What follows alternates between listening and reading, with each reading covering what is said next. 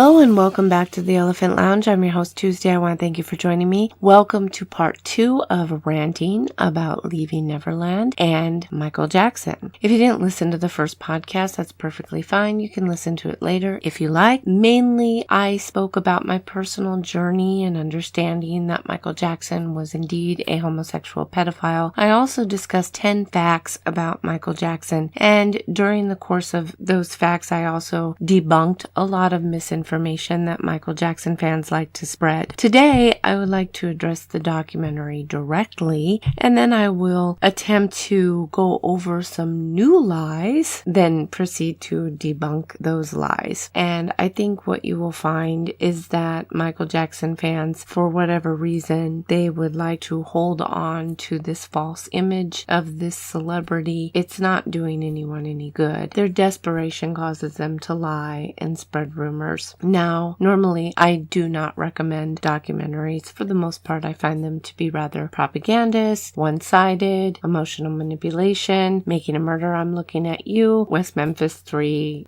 I'm looking at you. But that doesn't stop me from watching them. It should not discourage you from watching them. Some of the claims from Michael Jackson supporters is that this is a one-sided documentary. And while I can agree with that assessment to some level, one thing we have to keep in mind is that pedophilia occurs behind closed doors. And this is a documentary that attempts to explain the grooming process and the mindset of which a victim finds themselves in. And it also explains why a victim would choose to protect their abuser. It's very similar to Stockholm Syndrome. There is a connection that is developed there, and the child feels a responsibility to stand up or to protect their abuser. It's very complicated, and it's not something that everyone goes through. It's certainly not something that everyone understands, and I believe that this documentary is very powerful in that way. The other problem here is that we've had 30 years of Michael Jackson and his fans telling their side of the story. All over the internet is saturated with pro Michael Jackson. You have 30 years of the media protecting Michael Jackson. If I have to hear one more 20-year-old YouTuber tell their audience that the media constantly attacked Michael Jackson, my head's going to explode, because the fact of the matter is I lived it. These children, they were ovums when Michael Jackson was at his peak. I watched the media constantly go out of their way to represent Michael Jackson in a good light. They always made time for his attorneys. They always made time to allow Michael Jackson to maintain his innocence. The only person in the media that did finally question Jackson was Martin Bashir. And we all know how Michael Jackson fans reacted to that. The fact of the matter is Michael Jackson fans deplore anyone that questioned Michael Jackson. They do everything they can to shut people up. They continue to do it to this day. So 30 years of pro Michael Jackson versus 4 hours of his victims telling their side of the story, I don't think it's much to ask for. This is the first time his victims have ever been given such a wide platform, and I believe they deserve to be heard. Another criticism is this idea that there's no evidence. No evidence. Now, I'm not sure how to respond to this because it does seem as though the majority of fans have not even watched the documentary, so they seem to be just making this up, while others may have watched the documentary, but they're so resistant to new information that they ignore the evidence that was presented in the film. I suppose another group of people are just lying or gaslighting and telling this story that there's no evidence in order to prevent people from watching the documentary. There is a lot of evidence that is presented. One being the recordings. We have an interview with James Safechuck and Michael Jackson. We have phone messages that were left on machines. We have the jewelry that was given to James. He shows what Michael Jackson has given him. We have testimony, direct testimony from the victims, and then you have their mothers and their siblings that are corroborating information that has been given by James and Wade made. So maybe fans don't want to consider that evidence, but it actually is indeed evidence, and it would be considered evidence in a court of law. Another thing I've heard from several fans is this idea that Michael Jackson is no longer alive to defend himself, so we're not allowed to criticize him. This is not an argument. This is just another desperate attempt to shut people up. We criticize people who are dead all the time. Hitler, Stalin, Mao. There are a myriad of characters in history that are discussed and they are studied. We learn from their follies, from their successes. It's called history. Michael Jackson, for better or worse, is a part of American culture history, and he should never be immune to criticism, to discussion. We need to have these conversations, and when fans try to come up with an excuse to shut people up and say that we're not supposed to criticize him because he's dead, this is telling other victims of sexual abuse out there that they should shut up, that they should not be allowed to talk about their abuse. This is dangerous, and this is one of the reasons why we are in the situation we're in. Now, one thing I also wanted to touch upon, I realize this might be a little disjointed, but in the first podcast, I spoke a little bit about Evan Chandler, and one thing I mentioned was his recording where he is angry, and of course he should be angry. I forgot to mention that that recording that a lot of people hear, that was put out by mainstream media, by the way, that was all cut up. It was made to look much worse than it actually was. If you read the transcript of that phone call, it provides a much different context, number one. And number two, another point about Evan Chandler was the claim that he tried to extort money from Michael Jackson. The authorities did investigate this claim, and they found that he had done no such thing. As a matter of fact, they even state that they encourage people to settle their business out of court, and that's exactly what he had attempted to do. It had nothing to do with extortion. And just to touch upon one more thing concerning Evan Chandler was this idea that he wanted a movie deal. This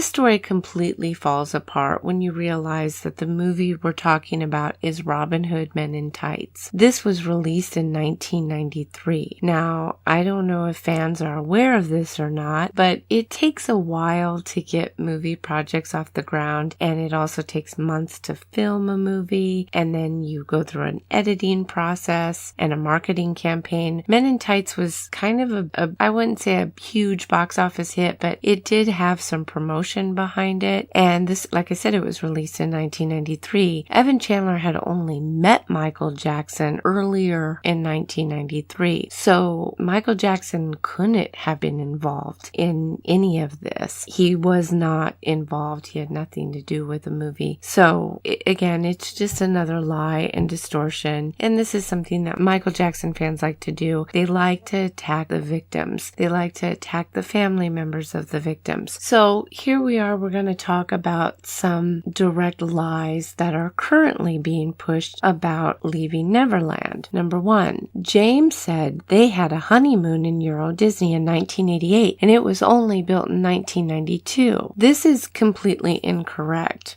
This was pulled from a blog called Michael Jackson and the Boys. And by the way, I just want to interrupt here. I am reading off a document that someone had put together, and it's heavily sourced, and it has all the links available. It also includes screenshots. I will include that in my blog post that corresponds to this podcast. So I encourage you to check out that blog and go to this document and see it for yourself. I don't know who the author of this is though. So if you know who the author is, or you are the author of this, please let me know. I will be glad to include any credit you would like, and I can add that to my blog. In any case, getting back to this real quick, this seems to have been pulled and spread from this site, Michael Jackson and the Boys. What happened was a picture was mistakenly labeled as being Euro Disney, and in response they say, "The mistake was on my behalf. James never claimed that. I found pictures and believed it was in Paris because some source said so. James only mentioned Disney World." A lot of the fans are trying to say that this was in the document documentary. I had a fan talking to me telling me, oh no, it's in the documentary. Well, at this point, I had watched a documentary twice. I like to watch things a couple times, and I didn't remember any reference to Disney. So I had no idea where he was getting this from. When I did a search, I found this blog that it was from some comment that somebody made. I honestly didn't know what to think because I thought, well,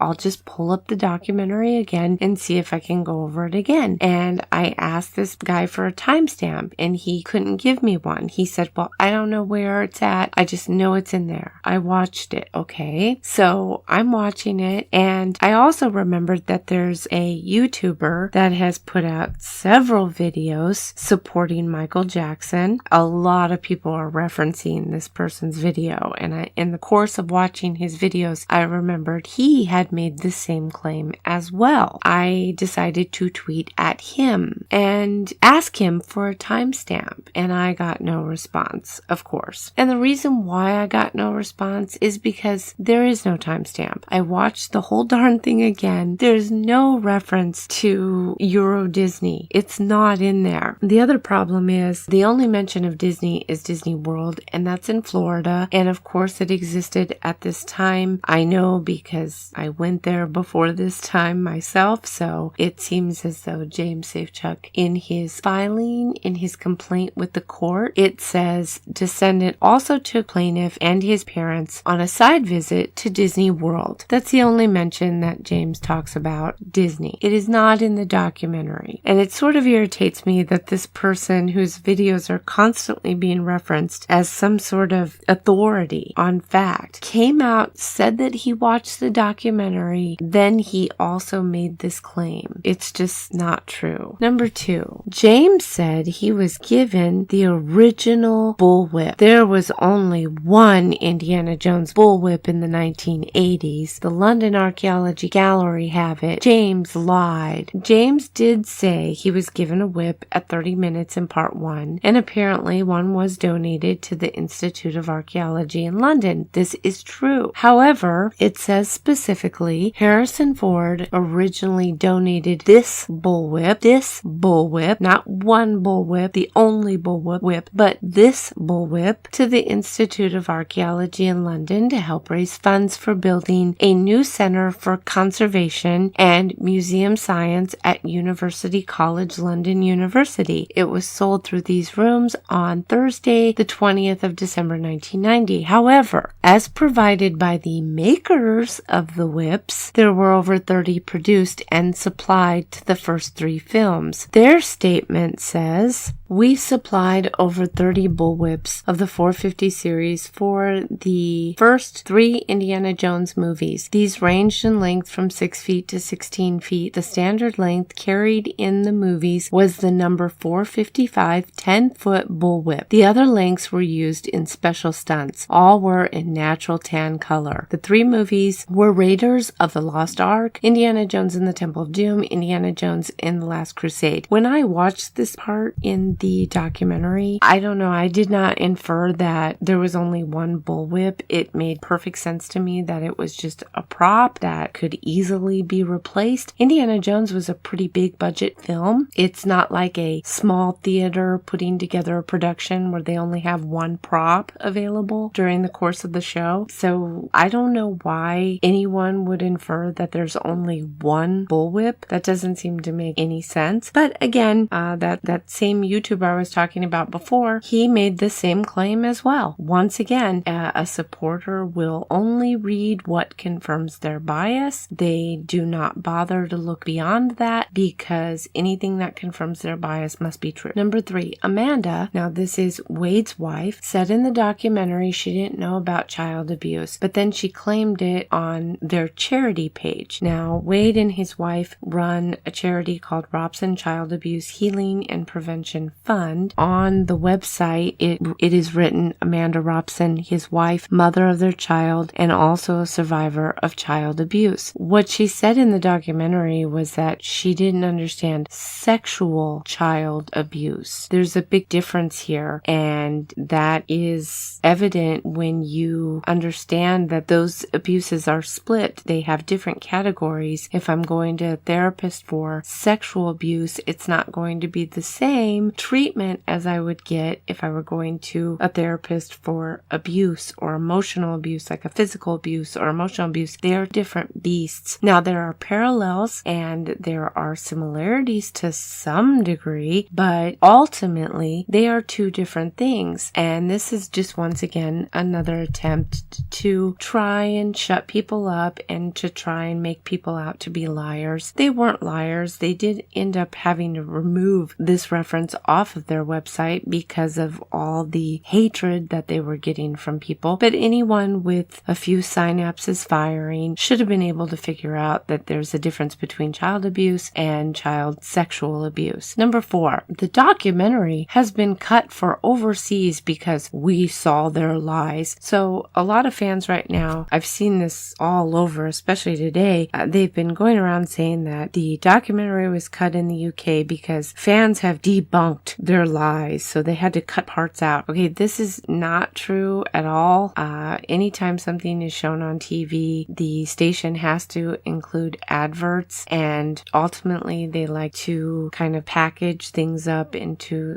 smaller bits, and they cut out some parts. This happens all the time. It's been happening since I was a kid. If a station like NBC or ABC gets their hands on a movie, what they do is, they play most of the movie, but they always end up cutting out parts of the movie because they need to get it in under a 2-hour mark or whatever time they've allotted for that film. Did they do it because of censorship? No, of course not. That's ridiculous. All of the parts that were cut out were superfluous. There was nothing in those parts that could even be considered something that a fan would debunk. That's ridiculous. Fans don't debunk anything. They just lie about stuff, as you've seen, and we shall see when I go over a few more of these things. Number 5, Wade called himself the master of deception. He's a liar. Well, this is a reference that is conveniently taken out of context. This comes from Wade's deposition, and I will go ahead and read this to you now in its full context so you can understand what he really meant. Question: you refer to yourself as a master of deception, correct? Answer: here, yes, in the writing. Question: do you believe that you're a good liar? Answer: I believe Michael Jackson taught me how to lie really well about the abuse I had suffered at his hands. Question: and you did consistently, you're claiming now, lie about the abuse from when it started when you were 7 years old until May 8th, 2012, correct? Answer: say that one more time. Question: sure, you consistently lied. It's your claim now that you consistently lied about the abuse from the time you were 7 until May 8th, 2012, correct? Answer: yeah, I told the story that Michael taught me to tell until May 8th, 2012. Question: and when people pressed you on that story or asked you questions, you consistently said that Michael had not abused you, correct? Answer: correct. Question: and you denied specific aspects. For example, do you remember your mother asking if you had ever showered with Michael Jackson? Answer: I don't remember. So he describes himself as the master of deception in relation to Michael Jackson teaching him to hide the abuse. And if you watch the documentary, you will understand that Michael Jackson told them constantly that they needed to make sure they don't tell anyone, that they need to be quiet, that they would both go to jail. He constantly manipulated these children into doing his bidding, which was to lie. Now, I think it's important to make clear that nobody is arguing that Wade Robson or James Safechuck are pillars of morality or that they're somehow perfect individuals who've never made mistakes. They've made many mistakes. They've done many things that could be considered bad. Nobody is making that claim. The only people who are making claims to perfection are Michael Jackson fans pretending Michael Jackson never did anything wrong, or he never did anything because he was just this perfect deity. The problem here is that the criticism of Wade and James merely strengthens their case that the abuse that they suffered at the hands of Michael Jackson did indeed damage them. Their characters were damaged by the abuse they endured from Michael Jackson. I don't think it's really fair to sit here and attack them in this way. Number 6, the FBI investigated him continuously for 13 years. Okay, this is absolutely ridiculous, and you will see Michael Jackson fans actually provide a link to the FBI files. Apparently, they didn't read the very first paragraph that's on the page. It amazes me the amount of people that will link to something that they haven't read at all. So I'm going to read it to you so you know what it says. Michael Jackson, 1958 to 2009, was a famous singer and entertainer. Between 1993 and 1994, that's 1 year, and separately between 2004 and 2005, that's another year, Jackson was investigated by the California law enforcement agencies for possible child molestation. He was acquitted of all such charges. The FBI provided technical and investigative assistance to these agencies during the cases. That's 2 years. The Bureau also investigated threats made against Michael Jackson and others by an individual who was later imprisoned for these crimes. These investigations occurred between 1992 and 2005. The fact of the matter is, they did not investigate him. They did not bug him. They did not do anything. They merely provided assistance for 2 years to the California law enforcement agencies. If you read the FBI files, they are very difficult to read. I'm afraid you don't get much out of them, mainly because they're heavily redacted. So this idea that, he was investigated the whole time and they just never found anything, this is just simply not true. And of course, authorities found information. That's why they charged him in the first place. And to think that a prosecutor is going to go up against Michael Jackson without evidence, all of the investigators believed Michael Jackson to be guilty. Authorities are not going to go up against one of the most powerful men in the world unless they have a case, okay? But listen, Jackson had a really good defense team. He didn't hire lawyers that went to community college. He hired the creme de la creme. And on top of that, there's a starstruck jury. We all know that celebrities, they typically walk a lot. This is a quote from Brad Garrett, who is an ex-FBI agent, and he is interviewed. He says,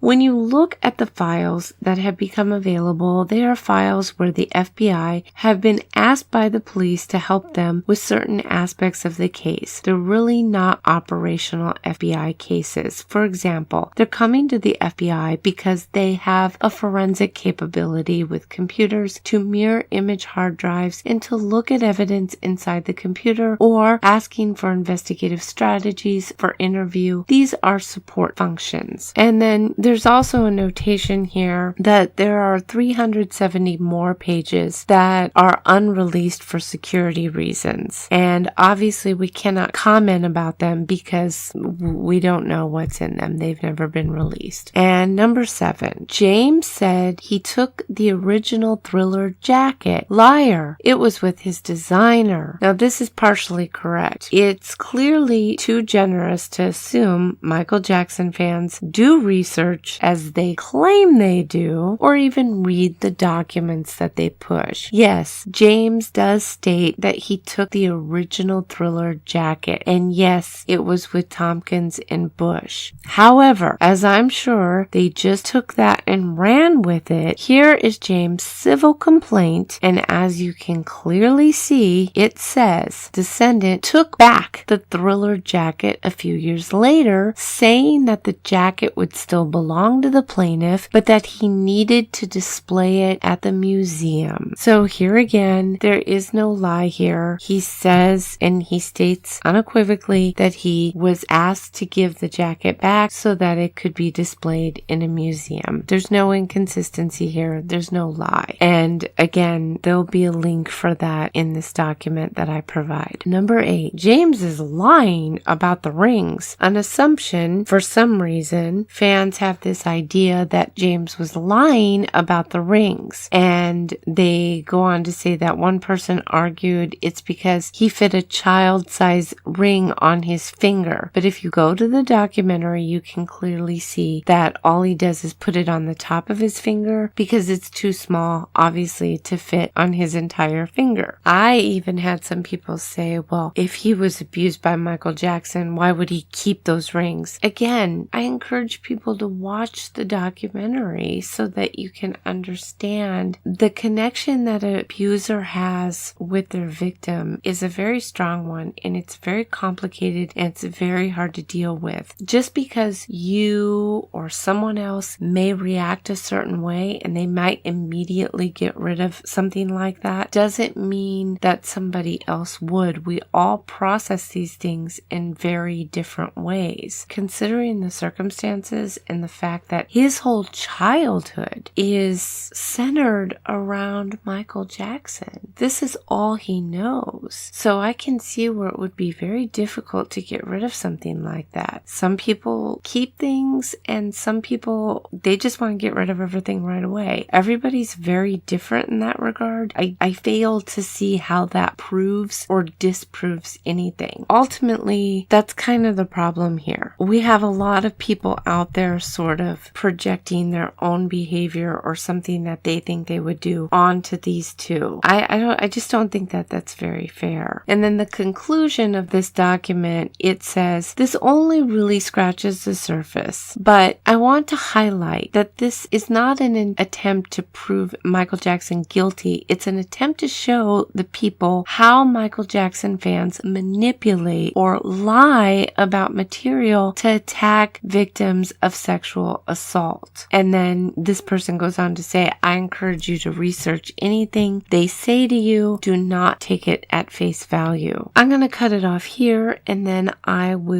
think I will follow up with a profile of a pedophile for the next episode. See you then.